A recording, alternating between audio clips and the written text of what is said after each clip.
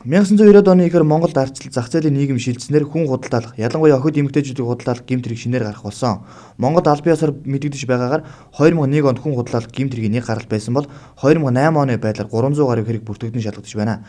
Гэвч энэ бод байдлыг харуулсан тоо биш юм а. Монгол улсад өнөөдрийн байдлаар хүн худалдаалах гэмт хэрэг дараах хэлбэр төрлөөр голчлон үйлдэгдэж байна. Үүнд бэлгийн мөржлөг, хөдөлмөрийн мөржлөг, захиалгад гэрэл зэрэг нь багтаж байгаа юм.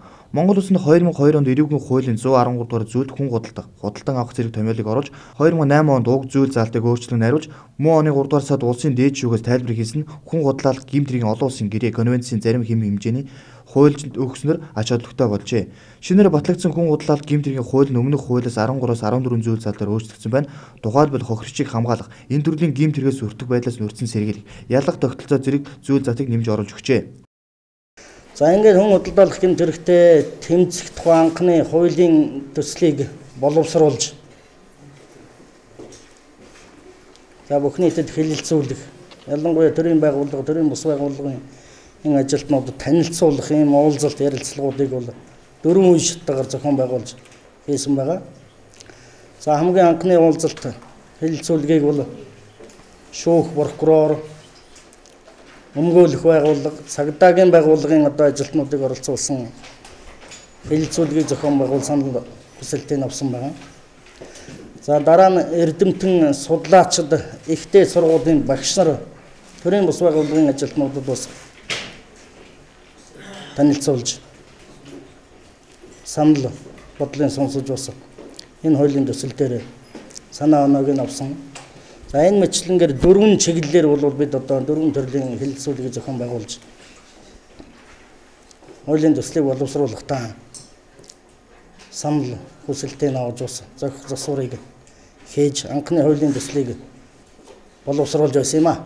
2011 оны 8 дугаар сарын 31-ний өдөр засгийн газрын ээлжид хурлаанаар батлагдсан энэхүү хууль нь хохирогчдыг хамгаалах, тэднийг нийгэмшүүлэх төрөөс хэрхэн дэмжлэг, тусалцаа үзүүлэх, урьдчилан сэргийлэх, төрийн тогтолцоог бий болгож чиглэгдэх юм байна.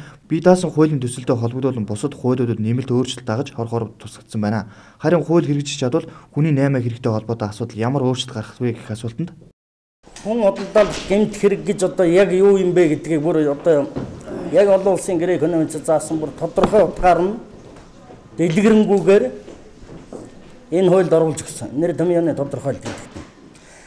Тийм учраас энэ зүйл ангийг дээд шүүх одоо тайлбарлаад ч юм уу өшөө дэлгэрүүлж ойлгох гээд ингээд янз бүрийн үйл ажиллагаа явуулах шаардлага байхгүй.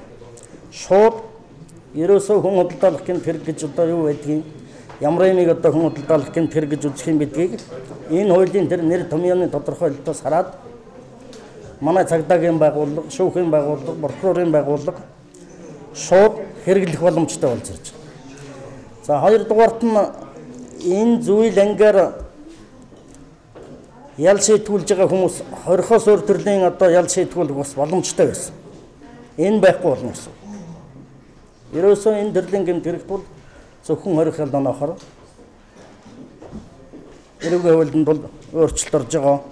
Өөрөөр бол онцгой ач холбогдолтой. За энэ нэр томьёоны тодорхойлтыг нарийн хийж өгснөөрөө хүн худалдаалах гэмт хэрэг бусад төрлийн гэмт хэрэгээс ялгагдах юм боломжтой болж ирж байгаа. Тийм ээ.